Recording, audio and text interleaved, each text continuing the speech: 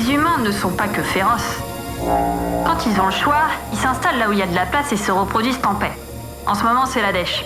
Alors j'ai accepté un boulot de factrice pour la Confédération Galactique. Je m'appelle Lola et je suis aventurière intermittente. Déjà, la tournée commence mal. J'ai chargé un truc bizarre avec le courrier d'Aldébaran.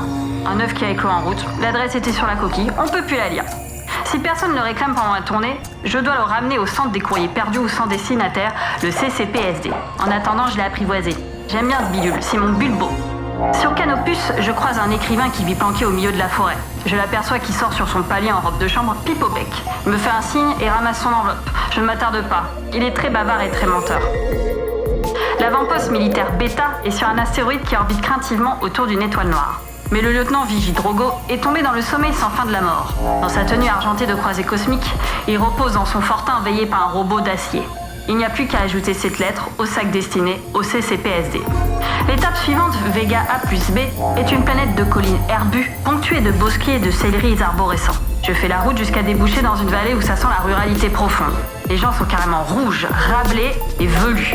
Ils sont quand même humains, non ? Au vu de Bulbo, mes clients salivent mais lui n'est pas prêt à se laisser cuisiner. Je cavale à contre-courant. On traverse un espace vide où croupissent des molécules de matière noire. Je dois desservir la planète Robinson, là où tombent tous les naufragés du cosmos.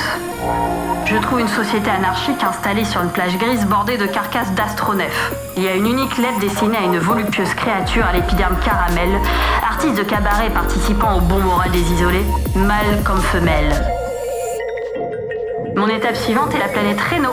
Je n'ai qu'un colis à remettre en main propre et consignature à un certain Reno. Je suis reçu par un extincteur qui me dit qu'il est... Le dictateur de Reno. Le client déballe son colis, il en sort un pot de fleurs géant, s'empresse de se découpiller et de pulvériser le fond. J'ai bien senti que Bulbo n'avait pas du tout envie de moisir ici. Sur Pluton, je livre une torche électrique à un ermite aveugle. Je ne pige pas, mais c'est son affaire. Sur Oberon, je dépose une collection d'œuvres de Shakespeare et un paquet de cornflakes fait maison. Sur un satellite de Neptune, je distribue des partitions musicales à des crapauds, excellents vocalistes. J'ai beau fouiller dans mon chargement, rien n'a parachuté sur Mars. Pas plus que sur Vénus, qui est bien ce qu'avaient imaginé les poètes. Enfin, nous abordons les vertes colonies de la Terre. C'est là que se tient le CCPSD, le centre des courriers perdus ou sans destinataire. C'est comme la Confédération Galactique, un labyrinthe plein de symboles mystérieux. Il y a des milliers d'étagères où s'alignent les ratés de la communication. Le fonctionnaire m'envoie au service des lettres d'enfants adressées au Père Noël. Ça, c'est le BPN au 44e étage. Je présente mon Bulbo, dont l'adresse était écrite sur la coquille disparue. Passons sur le pénible moment d'interrogatoire ponctué d'accusations et autres menaces. Je tente quelques explications, mais passé un moment, j'en ai marre de me justifier. On a planté tout le monde, on est allé à la caisse et j'ai donné ma démission. L'administration et les administrés, ça suffit comme ça. Je suis une aventurière galactique indépendante. Lola et son Bulbo. Pas besoin de bureaucrate pour savoir où doit aller mon astronef.